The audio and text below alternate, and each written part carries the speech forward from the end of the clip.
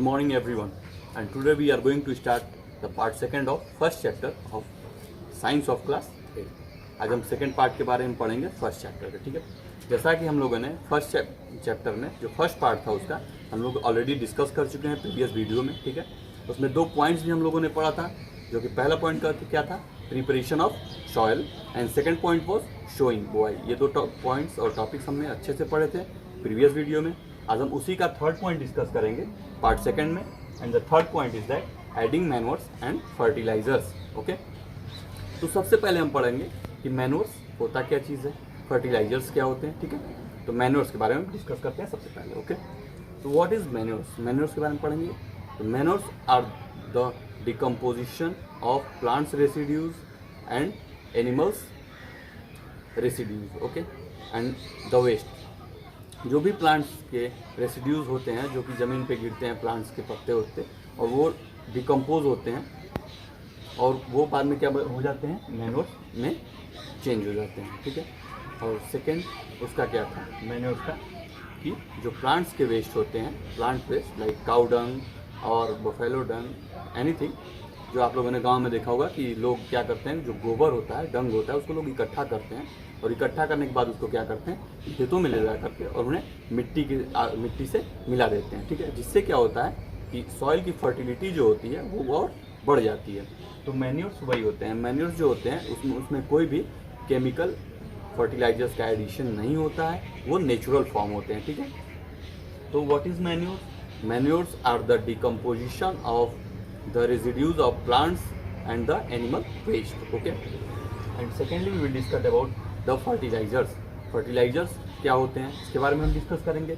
तो fertilisers are the chemical composition of potassium, nitrogen and phosphorus. इन तीनों चीज़ का क्या है, वो केमिकल फॉर्मेशन है that are from the organic compound and this also makes the soil fertile. Okay, ये भी सॉइल की फर्टिलिटी को क्या करता है, बढ़ाता है। ठीक है, लेकिन जो पहला है मैन्योर, इससे कोई सॉइल को आप जितना भी अगर इसकी ज़्यादा मात्रा में अगर इसको आप सॉइल में ऐड कर देते हैं तो इससे सॉइल को कोई नुकसान नहीं होता है, इसका कोई भी साइड इफेक्ट, जैसा कि हम कह सकते हैं, कोई भी इसका डिसएडवांटेज नहीं है। लेकिन जो फर्टिलाइजर्स होते हैं इसके डिसएडवांटेज भी होते हैं। जैसा कि फर्टिलाइजर्स के डिसएडवांटेज क्या हैं, क्योंकि अगर हम इनको सॉइल में ज़्यादा अमाउंट में अगर मिला देते हैं तो उससे क्या होता है कि जो सॉइल की फर्टिलिटी है वो भी कम होने लगती है ज़्यादा अमाउंट में मिलाने से। और इससे क्या होता है, जो इंसेक्ट्स होते हैं जो फ़ायदेमंद होते हैं सॉइल के उसको बढ़ाने के लिए, फर्टिलिटी को बढ़ाने के लिए, वो भी क्या होते हैं, मर जाते हैं। ठीक है, और फर्टिलाइजर से एक और चीज़ सबसे बड़ी पॉइंट क्या होता है, इससे वाटर पोल्यूशन भी होता है ज़्यादा फर्टिलाइजर्स यूज़ करने से लैंड में। ओके, तो ये थे इसके डिसएडवांटेजेस फर्टिलाइजर्स के। Okay, and now the advantage of manures. Manures के एडवांटेज, मैन्योर्स के कोई डिसएडवांटेज होते ही नहीं है क्योंकि ये नेचुरल फॉर्मेशन होता है मैन्योर। ओके, ये खाद का सबसे नेचुरल फॉर्मेशन होता है जो कि काउ डंग केक या किसी भी काउ डंग से या किसी भी एनिमल वेस्ट से डिकम्पोज करके, या प्लांट्स रेडिड्यूज जो होते हैं, बचे खुचे जो प्लांट्स के पत्ते जो ज़मीन पर पड़ते हैं, गिरते हैं और बाद में डिकम्पोज हो जाते हैं, उनसे बना होता है। इसलिए ये नुकसान नहीं करता है सॉइल को और उसकी फर्टिलिटी को हमेशा बढ़ाता है। ठीक है, तो मैन्योर्स क्या होते हैं, वो हमेशा सॉइल की फर्टिलिटी को बढ़ाते हैं, सॉइल में जो नाइट्रोजन का वो होता है उसको भी बढ़ाते हैं। ठीक है, और हमेशा जो पैदावार होती है, जो क्रॉप्स का प्रोडक्शन होता है वो हमेशा अच्छा होता है मैन्योर से। फर्टिलाइजर से क्रॉप प्रोडक्शन का अमाउंट ज़्यादा होगा लेकिन वो हमेशा हार्मफुल होता है कब कुछ चीज़ों के लिए, जैसे मैंने बताया कि वाटर पोल्यूशन क्रिएट होता है, लेकिन इससे कोई पोल्यूशन क्रिएट नहीं होता। Okay, and in third part that is adding manures and fertilisers में एक और मेन टॉपिक है जो कि इसमें डिस्कस होना चाहिए, बहुत ही इंपॉर्टेंट टॉपिक है। वो क्या है, क्रॉप रोटेशन। क्रॉप रोटेशन इसमें टॉपिक है। उससे क्या होता है, क्रॉप रोटेशन बहुत ही इंपॉर्टेंट है। किसी भी जब हम किसी क्रॉप्स को जब प्रोड्यूस करते हैं, उसका पैदावार करते हैं या किसी फसल को हम उगाते हैं तो उसमें क्रॉप रोटेशन बहुत जरूरी होता है। क्रॉप रोटेशन से क्या होता है कि आप लोगों ने देखा होगा कि किसान क्या करते हैं, हमेशा फसल को बदल बदल के उसकी बुआई करते हैं। तो फसल की बदल बदल के बुआई करने से क्या होती है कि उसकी फर्टिलिटी जो सॉइल की होती है वो और बढ़ते जाती है। उसकी फर्टिलिटी जो होती है, फर्टिलिटी हमेशा बढ़ती रहती है क्रॉप को बार बार बदल के उसकी बुआई करने से। ओके, तो हमको हमेशा क्या करना चाहिए, क्रॉप रोटेशन करना चाहिए किसी भी चीज़ के अच्छे पैदावार के लिए या सॉइल की फर्टिलिटी को बढ़ाने के लिए क्रॉप रोटेशन भी बहुत ज़रूरी है। कभी कभी कोई क्वेश्चंस भी लोग पूछ लेते हैं या कभी एग्जाम्स में भी ये क्वेश्चन आ सकते हैं कि व्हाट इज़ क्रॉप रोटेशन। तो the growing of different crops in a field in different season is known as crop rotation. Different type of plants का जुताई बुआई करना या पैदावार उसकी करना, उसको प्रोड्यूस करना ही क्या बोलते हैं, क्रॉप रोटेशन को बोलते हैं। ठीक है, जिससे क्रॉप रोटेट होता है, एक ही टाइप का जो क्रॉप है वो प्रोड्यूस ना हो। ठीक है, जैसा ऐसा नहीं है कि अगर आपने गेहूँ उगाया तो हमेशा आप उसमें गेहूँ ही उगा रहे हैं, रेगुलरली आप उसको कभी गेहूँ उगाएं, कभी उसमें सब्जियाँ आपने उगा दी, इसको क्या बोलते हैं, क्रॉप रोटेशन बोलते हैं। Okay, and now we will discuss about the fourth point, that is irrigation. और हम जो 3 पॉइंट्स थे उसको हम लोगों ने पढ़ लिया। पहला पॉइंट क्या था, preparation of soil. Second point क्या था, शोइंग। और थर्ड वन क्या था जो हम लोगों ने अभी पढ़ा कि adding manures and fertilisers. 3 points हम लोगों ने क्लियर कर लिया। एंड फोर्थ पॉइंट है इरिगेशन, सिंचाई। उसके बारे में हम पढ़ेंगे कि इरिगेशन होता क्या चीज़ है, what is irrigation. To the supply of water to the crop fields और to the soil of the crops is known as irrigation.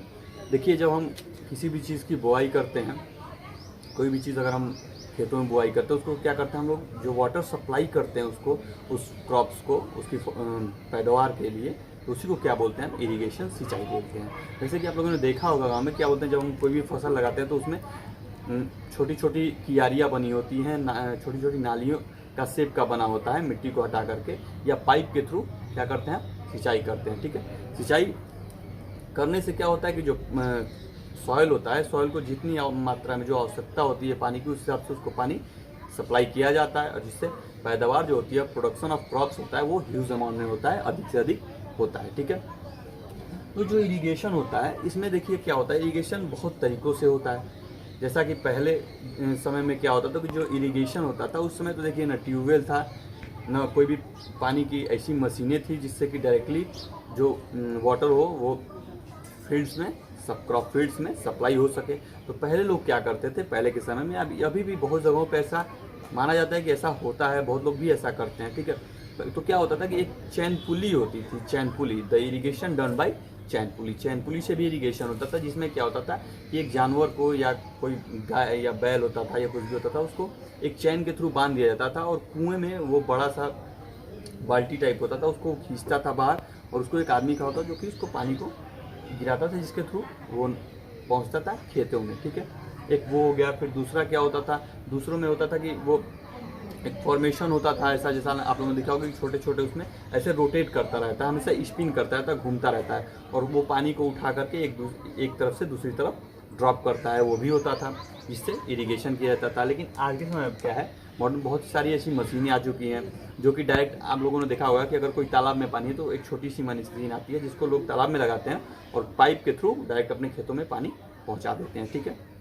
और क्या होता है, और आप लोगों ने देखा होगा कि ट्यूबवेल है, जहाँ पे पानी की वैसी सुविधा नहीं है, लोग ट्यूबवेल लगा लेते हैं, जिससे सिंपली हम आसानी से इरिगेशन कर सकते हैं और खेतों को जितनी मात्रा में पानी की आवश्यकता होती है हम प्रोवाइड करते हैं। तो इरिगेशन उसी को कहा गया है कि the supplying of water to the crop field is known as irrigation. Okay, and now we will discuss about the fifth point, that is removing of weeds. अब हम फिफ्थ पॉइंट के बारे में पढ़ेंगे जो कि क्या है, रिमूविंग ऑफ वीड्स। वीड्स क्या होते हैं, सबसे पहले जानना ये जरूरी है कि रिमूविंग ऑफ तो हम जानते हैं, लेकिन वीड्स क्या जानते हैं, वीड्स होता क्या है। तो वीड्स वो होते हैं the unwanted plant that grow with the crop plants is known as weeds. हम लोगों ने ऐसा देखा होगा खेतों में कि जो बहुत ही ऐसे पौधे उग जाते हैं, जो क्रॉप प्लांट्स के साथ साथ जो हम लोग फसल उगाए होते हैं उसके साथ साथ बहुत ही ऐसे अनचाहे पौधे उग जाते हैं जो कि हमेशा फसल के लिए अच्छे नहीं होते या नुकसानदायक होते हैं, और वो जो पौधों जो हम लोग उगाए हैं, जिसकी खेती की है हम, उसको वो लोग बढ़ने भी नहीं देते वो पौधे, और वे जो प्रोडक्शन होता है उसमें भी कमी ला देते हैं, तो उन्हें ही वीड्स करते हैं। ठीक है, वीड्स किसे कहते हैं, the unwanted plants that grow with the crop plants are known as weeds. Okay, तो ये वीड्स हो जाते हैं। अब पहले वीडिंग क्या होती है, व्हाट इज वीडिंग। तो वीडिंग वो होती है कि the process of taking out the weeds from the crop field is known as weeding. Weeding वो प्रोसेस है जिससे हम क्रॉप फील्ड से जो वीड्स होते हैं, जो अनवांटेड प्लांट्स होते हैं, उनको हम बाहर निकालते हैं। ठीक है, तो इसमें 3 टाइप्स हम इसको निकालते हैं, अधिकतर जो मेनली 3 टाइप्स हैं जिससे हम वीड्स को बाहर निकालते हैं। तो पहला क्या है, by hands, we can remove weeds from the field by hands. And second point is that we can remove the weeds by trowel. Trowel का जैसे मतलब खुरपी जो होता है, आप लोग जानते होंगे खुरपी बहुत यूज़ होता है, खुरपी खुरपा लोग कहते हैं, ठीक है। उससे भी हम लोग क्या करते हैं, वीड्स को खेतों से निकालते हैं जो कि अनवांटेड प्लांट्स होते हैं, ठीक है। And third one is by chemical weedicides. देखिए जो वीड्स को जो केमिकल स्प्रे होता है उससे निकालते हैं। The chemical spray that are use to take out the weeds from crop field are known as weedicides, okay. उसे वीडीसाइड्स कहते हैं उस केमिकल स्प्रे को, ओके। 6 पॉइंट, हम 6 पॉइंट के बारे में पढ़ेंगे जो कि क्या है, हार्वेस्टिंग। हार्वेस्टिंग होती है, ठीक है। आप लोग नॉर्मली जानते भी होंगे, सब लोग ऐसा नहीं कि ऐसा ये वर्ड न जानते हो, ये सब नॉर्मली लोग जानते हैं, हार्वेस्टिंग, ठीक है। तो हार्वेस्टिंग होता क्या चीज़ है, what is harvesting? The cutting and gathering of crop plants are known as harvesting. जो क्रॉप प्लांट्स होते हैं, जो फसलें होती हैं जो हम उगाते हैं, उन्हें काटना और उन्हें इकट्ठा करना ही क्या कहा जाता है, हार्वेस्टिंग कही जाती है। जैसे कि अगर हम लोग गेहूँ की बुआई करते हैं तो देखते क्या है कि जब गेहूँ की फसल पक जाती है तो उसको हम लोग खेतों से कटाई करते हैं और किसी एक जगह पर उसको इकट्ठा करते हैं, तो उसी को क्या बोला गया है, harvesting. The cutting and gathering process of crop plants are known as harvesting, okay. और हार्वेस्टिंग में ही एक टॉपिक आता है जो कि थ्रेशिंग होता है, ठीक है। थ्रेशिंग आप लोगों ने थ्रेशर बहुत सुना होगा। थ्रेशर मेनली जो थ्रेशर यूज़ होता है वो थ्रेशिंग के लिए ही यूज़ होता है। जब क्रॉप प्लांट्स इकट्ठा हो जाते हैं तो उन्हें थ्रेशिंग किया जाता है। जो ग्रेन्स होते हैं उसमें अनाज होता है, उनको उस प्लांट से अलग किया जाता है, उसी को क्या बोलते हैं, थ्रेशिंग। तो मेनली थ्रेशिंग का डिफिनीशन क्या है, the separating out of grains from the crop plants is known as threshing. जो सेपरेटिंग आउट का प्रोसेस होता है ग्रेन्स का उस क्रॉप प्लांट से, उसी को क्या बोलते हैं, थ्रेशिंग। एंड मेनली जो थ्रेशिंग किया जाता है वो एक मशीन आती है जिसे थ्रेशर लोग बोलते हैं। तो आपने देखा होगा कि थ्रेशर से में जब हम लोग क्रॉप प्लांट्स को डालते हैं तो क्या देखते हैं कि जो उसका क्रॉप का जो भूसा होता है वो एक साइड हो जाता है और जो उसके ग्रेन्स होते हैं, अनाज होते हैं, वो एक साइड इकट्ठा हो जाते हैं, उन्हें क्या कहा जाता है, उन्हें थ्रेशिंग कहा जाता है। और हार्वेस्टिंग में एक पॉइंट आता है जो कि इंपॉर्टेंट पॉइंट भी है, जैसा हम लोगों ने अधिकतर देखा हो, विनोइंग। तो विनोइंग क्या आता है, the process of separating of chaff and hay by the help of wind और by wind is known as winnowing. Winnowing क्या होता है, जो हम लोगों ने देखा होगा जब हम थ्रेशिंग करते हैं, थ्रेशिंग के बाद क्या होता है, बहुत से ऐसे हैं जो उसमें रह जाते हैं, भूसा रह जाता है, उसमें छोटी छोटी उस क्रॉप प्लांट्स के पार्ट्स रह जाते हैं। तो उन्हीं को जब हम विंड के थ्रू जब अलग करते हैं, ठीक है, जब विंड के थ्रू जब हम ब्लो करते हैं, और वो होता क्या है कि जो ग्रेन्स होता है, अनाज एक साइड हो जाता है, और जो चाप और हे होता है, जो उसकी छोटे छोटे क्रॉप प्लांट्स के पार्ट्स होते हैं, और जो भूसा छोटा छोटा होता है वो अलग हो जाता है, उसी को क्या बोलते हैं, winnowing. The process of separating of chaff and hay by wind is known as winnowing, okay. जैसा कि हम जानते हैं जो स्टब्स होता है, burning of stubs is harmful, ठीक है। जो स्टब्स होते हैं, जो क्रॉप प्लांट्स के जो पार्ट्स होते हैं जो कि खेतों में रह जाते हैं, किसान उसे क्या करते हैं कि उसे जला देते हैं, लेकिन उसे जलाना नहीं चाहिए, that is very harmful and it creates the air pollution. उससे क्या होता है जलाने से कि एयर पॉल्यूशन होता है, और जो इंसेक्ट होते हैं, जो छोटे छोटे बैक्टीरिया होते हैं जो that are helpful in the increasing of fertility of soil, वो भी क्या होते हैं, मर जाते हैं उसके बर्न करने से, उसके जलाने से। अगर हम उस क्रॉप प्लांट्स के जो पार्ट्स बचे होते हैं उसको हम जला देते हैं तो उससे होता क्या है कि जो उसमें इंसेक्ट्स होते हैं या बैक्टीरिया होते हैं जो सॉइल के फर्टिलिटी को बढ़ाते हैं, वो भी मर जाते हैं, और एयर पॉल्यूशन भी उससे होता है। तो we must not burn the residues of the plants. हमें जो प्लांट्स के जो बच जाते हैं, जो क्रॉप प्लांट्स के बच जाते हैं खेतों में, उन्हें हम जलाना नहीं चाहिए, उन्हें बर्न नहीं करना चाहिए। जो स्टब्स होते हैं उन्हें हमें जलाना नहीं चाहिए, क्योंकि स्टब्स को अगर हम जलाते हैं तो एयर पॉल्यूशन कॉज होता है, और जो हेल्पफुल इंसेक्ट्स होते हैं, बैक्टीरियाज होते हैं हमारे सॉइल में, वो भी मर जाते हैं। And the 7th point is storage of food grains. और 7th पॉइंट क्या है, 7th टॉपिक क्या है, स्टोरेज ऑफ फूड ग्रेन्स। और मेनली हम लोगों ने 6 चीज़ों को पढ़ लिया, 6 टॉपिक्स को पढ़ लिया। 7th टॉपिक क्या है, स्टोरेज ऑफ फूड ग्रेन्स। तो हम लोग को जब हर चीज़ हो गई, हार्वेस्टिंग हो गई, ग्रेन्स भी, हमारा अनाज भी हम लोगों ने सेपरेट कर लिया, तो हम क्या करेंगे, उसका स्टोरेज सीखेंगे कि हमें उसे स्टोर कैसे करना चाहिए, ठीक है।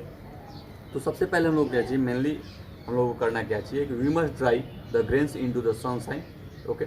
हम लोग सबसे पहले जो ग्रेन्स होते हैं, अनाज होते हैं, उन्हें धूप में अच्छे से सुखाना चाहिए। उसे सुखाया जाता है, ठीक। उसे सुखाया क्यों जाता है किसी भी अनाज को, कि अगर कोई भी ग्रेन्स है, अगर वो अच्छे से नहीं सूखेगा तो उसमें क्या लग सकते हैं, फंगस लग सकते हैं, और वो अनाज सड़ सकता है, ख़राब हो सकता है, ठीक है। तो we must at first we must dry the grains into the sunlight so that fungus may not catch that grains, okay. Fungus उस ग्रेन्स में न लगें, ठीक है। सबसे पहला चीज़ हमें ये ध्यान देना चाहिए। और क्या होता है कि फंगस जो ग्रेन्स होते हैं उसको हम लोग किस में स्टोर करते हैं, तो गनी बैग्स में स्टोर करते हैं। तो जो गनी बैग्स होते हैं, जैसा कि आप लोग जानते हैं, बोड़ा जानते हैं आप लोगों ना, गनी बैग्स, उसी को गनी बैग्स कहा जाता है, बोड़े को। और जो ग्रेन सिलोज होते हैं, ग्रेन सिलोज जब आप लोग देखेंगे गवर्नमेंट जब ग्रेन्स जो अनाज होता है किसानों से खरीदती है और वो उसे स्टोर करती है, ठीक है। तो या तो वो उसे ग्रेन सिलोज में स्टोर करती है या तो उसे गनी बैग्स में स्टोर करती है। गनी बैग्स में स्मॉल अमाउंट में भी ग्रेन्स को स्टोर किया जा सकता है, लेकिन जो ग्रेन सिलोज होते हैं उसमें बहुत ही बड़े अमाउंट में जो ग्रेन्स होते हैं उसको स्टोर किया जाता है, ठीक है। And now we are going to discuss the last point और last topic of this chapter, that is animal husbandry, ठीक है। एनिमल हस्बेंड्री होता क्या चीज़ है, व्हाट इज एनिमल हस्बेंड्री। और animal husbandry means the branch of agriculture that deals with breeding, shelter, health and taking care of domestic animals is known as animal husbandry, ठीक है। तो एनिमल हस्बेंड्री हम उसे कहते हैं कि जो डोमेस्टिक एनिमल्स होते हैं, पालतू जानवर होते हैं, उनका हम केयर करते हैं, कैसे, उनका रहने की व्यवस्था, खाने का, उनकी देखभाल का, हेल्थ का केयर, उसे ही क्या बोलते हैं, एनिमल हस्बेंड्री होते हैं। तो एनिमल हस्बेंड्री में होता क्या कि mainly we take care about their proper health, about their proper breeding, about their proper feeding and the proper shelter. उसमें हम क्या करते हैं, उनके रहने की एक प्रॉपर व्यवस्था को करते हैं, उनमें उनके खाने की व्यवस्था को, एक अच्छी व्यवस्था को प्रोवाइड करते हैं, और उनके हेल्थ की भी केयर हम करते हैं, जो कि बहुत ही इंपॉर्टेंट है। अगर आप मेनली देखोगे, अगर आप घर में किसी ने कोई जानवर को पाला होगा, डोमेस्टिक एनिमल को, गाय को लोग पालते हैं, तो गाय का क्या करते हैं, रहने की, खाने की व्यवस्था, उसकी हेल्थ की व्यवस्था, सबको अच्छे से देखभाल करते हैं, उसी को क्या बोला गया है, एनिमल हस्बेंड्री, ओके। तो animal husbandry means the branch of agriculture that deals with the breeding, taking care of health, feeding and shelter of domestic animals is known as animal husbandry, okay.